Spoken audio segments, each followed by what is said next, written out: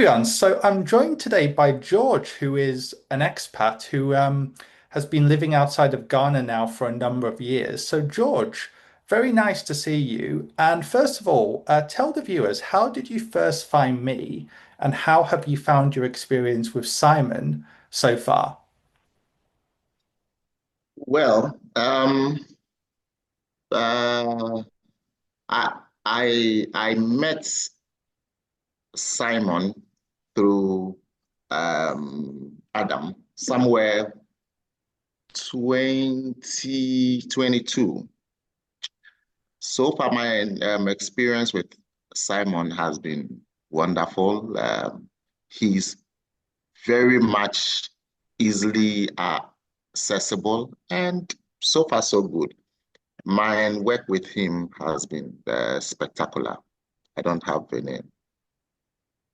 concerns. Uh, and you said quite rightly he's online a lot, but also I'm online a lot, right? If he ever goes on holiday or something like that.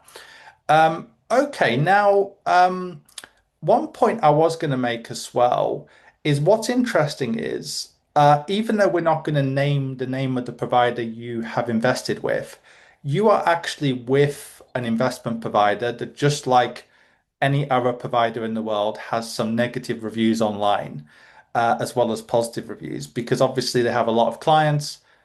People are always going to have different experiences with different advisors, but obviously your experience has been very good.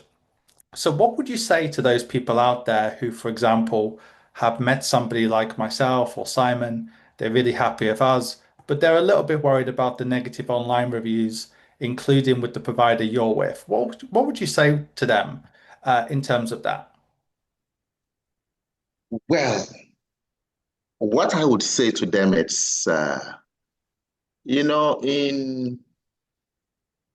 as per where I come from, we have a saying that even in the midst of the good nuts, you find one nut not good, but it doesn't mean the whole nut is bad. What I would say is they should try and they should look for advisors who have time for them, who will take time to explain how the whole process actually works. So they should not give up. Absolutely. And as well, it is very natural for people to have selective memory if something goes wrong. And as you quite rightly said, part of the process with Simon and I is actually explaining the whole process to potential clients so they know what they're getting into at least, which is quite important.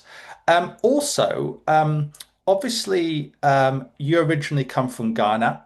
And the offshore financial industry is getting bigger in Africa, but also you're an expat, you've lived outside of Ghana for a long time.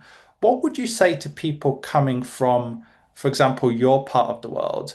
Why should African expats consider offshore investing? Because I think traditionally you more focus on real estate and gold and assets like that in some of the countries in that region, but it is changing fast, right? A lot more people want to diversify their assets. So, what would you say, for example, to any Ghanaians listening who are expats around the world in terms of focusing on different types of assets and offshore investments for expats?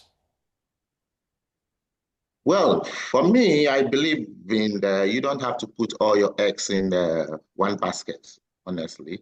So, in as much as you are investing in like gold, real estate, you should try other uh, in investment portfolios, actually. The problem with mine people is they have like trust issues. You Mhm. know, our system is something else, but at least there should be somebody you, you should trust, at least talk to, you know. So my advice to them is they should look for the proper channels, the proper advisors to you know to advise them into you know other kind of financial instruments. Okay. Absolutely. You're right. People shouldn't put all their eggs in one basket for sure, and that includes property, gold, or any investment. So that's great advice. So thanks for that, George. And for everyone else, we're going to put the link to my LinkedIn below. You can see George's kind review there. He's also said he's more than happy to actually speak to anyone who wants to send him a message on LinkedIn. In addition to that, we're going to put Simon's TrustPilot below, where you can also see George's kind review. So, George, thank you very much for being here.